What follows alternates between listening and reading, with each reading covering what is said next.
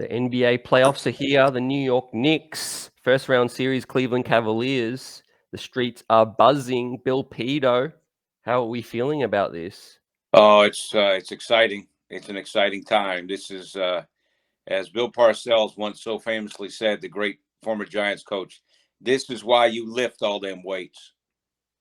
Absolutely, right? So here we Let's get go. straight. Let's get straight to it. How do you feel about this series? I think it can go either way. I think a lot's going to depend on Julius Randle's not Mm, necessarily availability, but ability to play.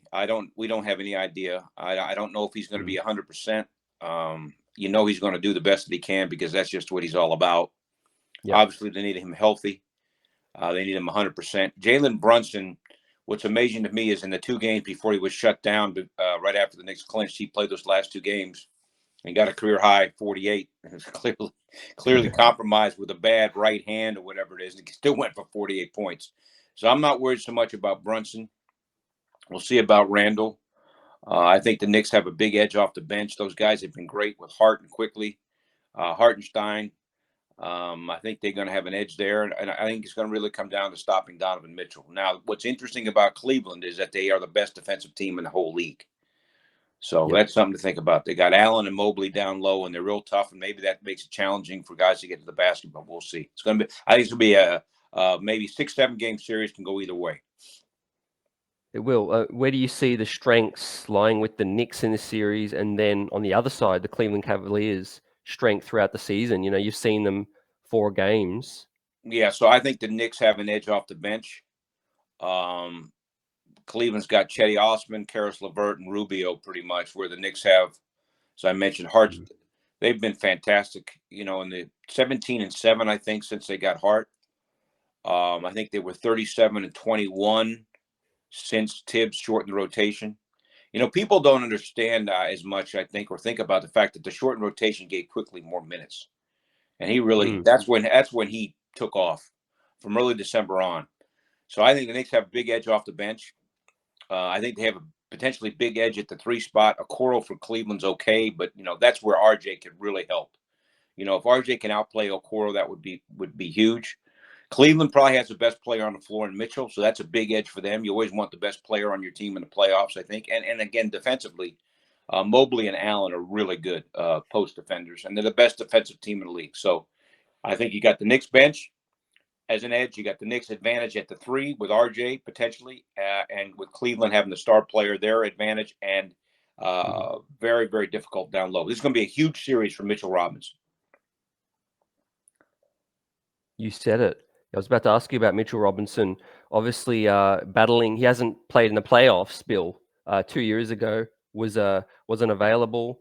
This is going to be a big series. The rebounding for me is the edge that the New York Knicks have, but going up against the trees, Julius Randle is definitely going to be a factor, helping Mitch out on the boards. Because the New York Knicks are ranked, I think, third in the league in rebounding. The Cleveland Cavaliers are 25th in rebounding. Yeah, so that's going to be interesting. The rebounding, Mitch. What's interesting about how Thibs is using the 5 is that Mitch and Mm. Hartenstein in many ways are splitting the game. I mean, Hartenstein has really come on. He may not always score, but he always rebounds, and lately he's been coming up with a lot of assists. So that's maybe you got 2 guys, Hartenstein and Robinson, to kind of go up against Mobley and Allen. Cleveland does not have a big off the bench really, so that's something to watch. They don't have a big man to bring in unless they're going to play Robin Mm. Lopez. I don't think they're going to do that. No, I wouldn't consider that. I think they might go small, which leads me to ask you, Bill. The New York Knicks have multi-positional players. RJ Barrett, Josh Hart can play the 4. How much do you think Tom Thibodeau is going to, lean on that potentially? Well, if Randle can't go or Randle is not 100%, then I would look for Hart to play a lot of 4. And Mm. Tibbs was asked, well, how is Hart going to potentially guard Mobley?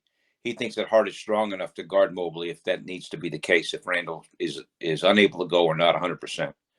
We'll see about Obi too if Randle can't go. The thing about Obi here is we all know when he gets extensive minutes, I know the games don't matter. I know the Mm. competition over the last couple of years hasn't mattered, but Obi, when he gets 30 minutes a game, he scores like 20 points a game. So it's unbelievable. but he probably won't get those minutes because he plays behind Randle, obviously. I do remember 2 years ago, Bill, Obi Toppin was quite impressive in that Atlanta series, had some great moments. And I do think, an improved player, the 3-point ball. What have you made of Obi's shooting recently? Well, it just seems when he gets playing time, he gets in a more of a rhythm. But again, he's playing behind Randle, so it's a tough deal, and the coach, particularly against Cleveland, is not going to play Obi and Randle together. That's not going to happen. So, you expecting a 9-man rotation? Do you think Deuce McBride can be leaned no, upon throughout the series? No, because that when everybody's healthy, it's a 9-man with McBride out and Fournier not playing, and we know we haven't seen Rose obviously in ages, so he sticks to that 9-man rotation, and unless someone gets hurt, it's only 9 men. Yeah. Now, if Randle can't play, maybe we do see a little Deuce, or maybe we see Jericho Sims. Yeah, absolutely. We saw 2 years ago, last year, Jalen Brunson played against Donovan Mitchell in the Western Conference playoffs. Donovan Mitchell has seemed to struggle guarding Jalen Brunson, one of the more difficult players to guard in isolation. How pivotal is that matchup going to be? Might be the key to the whole series. Brunson's play for Dallas against Utah last year was one of the things that made Brunson attractive, I think even more attractive to the Knicks in the offseason, because we all know Doncic was hurt in some of those games, and when Doncic was hurt, Brunson was incredible. And I think that has to give him confidence for what's to come here as well. Brunson Mitchell is absolutely key. Hopefully Brunson's hand holds up. The thing about Mitchell is he'll score. He's had a career year scoring, but at least against the Knicks, he hasn't played well at MSG. I don't know if he feels pressure because he's a local guy. And he seems to attempt at points to take bad shots. So we'll see. It's going to be very interesting.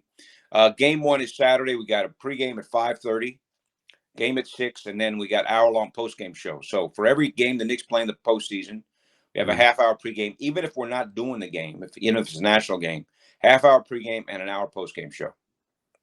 No, amazing. Fans are going to be spoiled. Obviously, it's been a little while. 2 years ago, this time around, it just feels different, Bill. Tom Thibodeau now has done a lot with this squad. A lot of Thibs guys on this team. I think it's going to be the best offense team in the series versus the best defense. And you know what they say, good offense usually beats defense. You think offense beats defense or defense beats offense? I think good offense beats good defense. All right. Well, if that's the case, maybe the Knicks will win. That'll be great. I think to me, a tight series is good enough, and a win would be fantastic, obviously. Definitely. How do you see the late game situations? Ball movement's going to be key, or do you think it's just going to be straight down to isolation? Jalen Brunson, Julius Randle. I think Brunson makes all the difference in the world, and that's one thing they didn't have against the Hawks. Their point guard situation with Elfrid Payton. Payton was really good at times during the regular season, but no good in the playoffs, and was a liability on offense. It changes the whole dynamic to have Jalen Brunson's ability with the basketball, with the game on the line. And that's why you got him. You got him for these scenarios here in the playoffs, with the anticipation that these games are going to go right down to the wire. What are you going to be expecting from the wing spot with Quentin Grimes and RJ Barrett? Well, Grimes has been fantastic. His 8 or 9 game stretch here to end the regular season has been the best stretch of his career. He's shooting the ball with such confidence and such effectiveness. RJ needs to be more efficient. He needs to try to get his points with less shot attempts. And obviously the outside shooting is got to get better. My concern is that the Cavs sag off of him and dare him to shoot. That could really complicate things going to the basket. Yeah. Well, Tom Thibodeau and the coaching is going to be a big factor. There's been, 6 days to prepare. How do you see the matchups with the coaching and Tom Thibodeau's experience with time to scheme and plan off this 4-game regular season up until now? I'd give the Knicks all the edge in the world. Bickerstaff has never coached in the postseason. Yeah, he's been an assistant, but Thibs is battle tested in the playoffs. He got the Bulls one year to the conference finals. I would give a huge edge in this category to the Knicks. Huge. Yep, you said it. This series is going to be huge, Bill. MSG Networks, we're going to have Walt Clyde and Mike Breen, right, for the first 3 games. Yeah. And like you said, the post games. How's the group chat right now? Is it simmering? It starts to heat up. Yeah, it's starting to heat up. Yeah. Yeah. We're all excited and real hopeful. Yeah, that's for sure. Yep, definitely. Yeah. Anyone throwing any predictions out there? How are we feeling? I think most of us think the Knicks have a real good shot. You know, we'll see. We'll see. So you got game 1 Yep. Saturday, game 2 Tuesday. So if Randle can't go Saturday, gives him 3 more days, right? Yeah. So game 2, game 3 is back in New York on Friday, and game 4 in New York on Sunday, the 23rd. So those are the first 4. We don't have the Sunday game, the 23rd, but we do have games 1, 2, and 3, as you mentioned. So exciting times for sure. Yeah, MSG, the best in the biz. I think it's a smart move to maybe sit him out game 1. Obviously give him every chance, but play game 1, see what it looks like playing small, and then go from there. That might be a good way to go. That way, good. Mm. That way maybe get 3 more days and he's 100%. Yep. Well, yeah. Take care, Bill. Best in the business. Appreciate your time. Let's Okay. go Knicks. All right, buddy. Stay in touch. Maybe we'll Yep. get together if they win. Cross your fingers. We'll get together again. All right. We here.